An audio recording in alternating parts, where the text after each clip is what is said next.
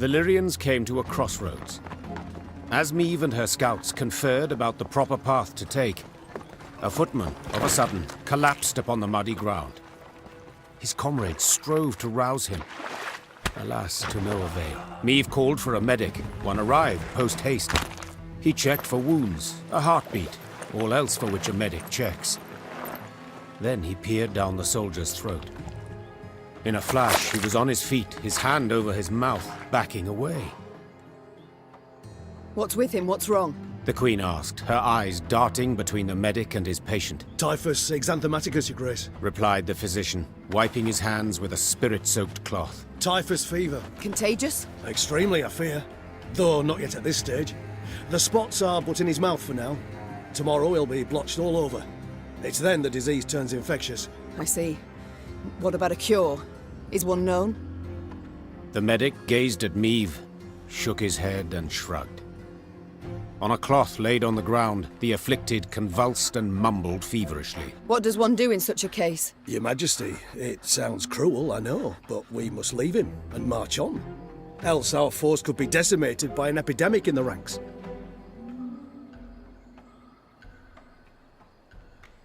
The entire force I cannot risk for but one man, said the Queen to the medic. We leave him. Your Grace, we oughtn't let the others know.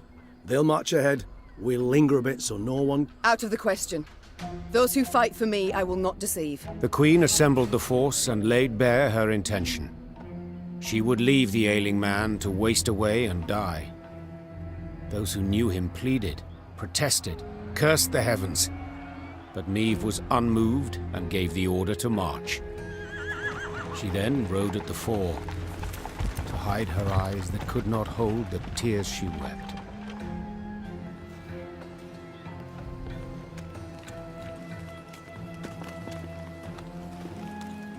'Tis a land of monsters. Belongs to them, it does.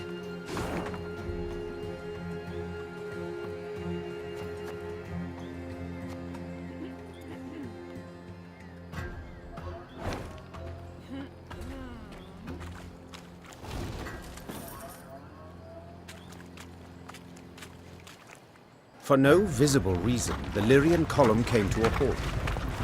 Meve stood in her stirrups in a bid to see the cause. Something had blocked the way, it seemed. Something large. A tree felled by a storm, or an abandoned wagon, the Queen thought. Neither was true. A boulder huge as a barn lay in their path. Footmen had slung ropes around it, planted their feet, and now sought to pull it aside. It did not budge an inch.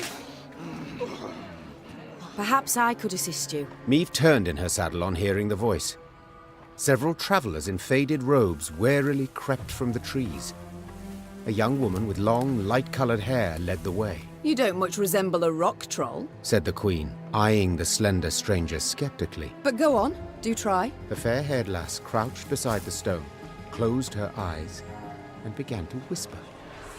Horses wheeled and tugged at their reins. A hound howled in the distance. And then, the boulder rolled to the side like an apple across the deck of a boat rocked by seas.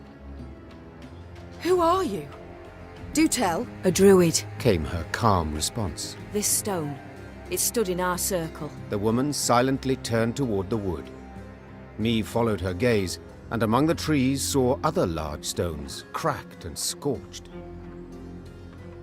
What happened here? We refused the Nilfgaardians' aid, Answered the druid. so they raised our shrines. Though, perhaps it's a blessing. A blessing? How so? A darkness fell upon Angren a time past, and it grows. The forest turns savage, its creatures drunk on blood. Folk have come to worship other cruel gods.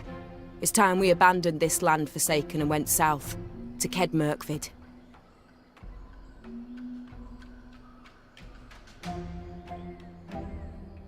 You've a long road ahead. Said the Queen. I shan't keep you. Safe travels to you and your friends. The druids bowed low, then turned towards the trees.